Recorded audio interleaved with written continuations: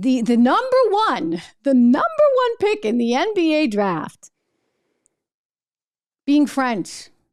I'm sorry, wasn't that like an American? Nothing against the French. And by the way, this kid is an amazing player. He's like 7'4" and plays like a guard, right? He's fast, just amazing. He's going to the San Antonio Spurs. The San Antonio Spurs, those lucky guys. I mean, look what they had. David Robinson back in 1987. They had Tim Duncan back in 1997. And with Tim Duncan, didn't they win like 5 titles right after that? I mean, they kind of really hit the lottery, literally hit the lottery. And they're getting this guy who's French and maybe the next best player since LeBron James. Realistically, he's probably got the most talent of anyone there in the draft. The second guy, that's the American from Alabama. That would be Brandon Miller, and he's going to the Charlotte Hornets.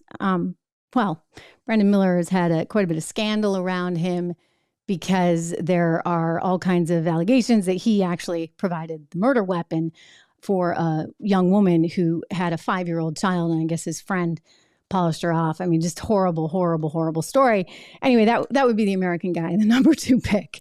So, it's really something. And I think as we continue to lose this faith in institutions, it also includes education. Side note for you, the Hornets, that team was just bought by a private equity guy who came from CD&R, and wow. I mean, He's been a very successful private equity investor. And I'm always amazed by this because, yes, the Democrats and by the Republicans too, both of them, they all say, we should play fair. And the Democrats want to tax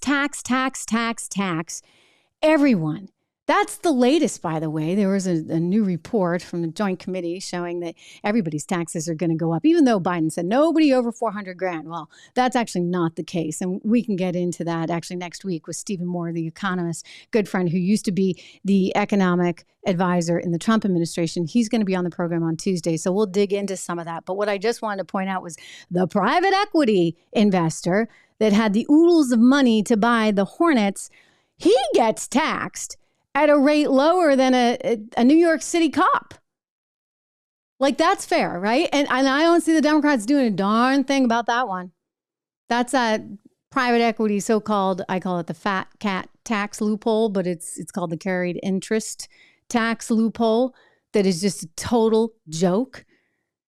Hey everyone, Trish Regan here. If you enjoyed that clip, please do me the favor of subscribing to the channel. Just hit that little subscribe button right over there. Did I do that right? Not quite, but you know where it is. Subscribe to the channel, hit the bell so that you get the alerts, and I'll see you back on the show.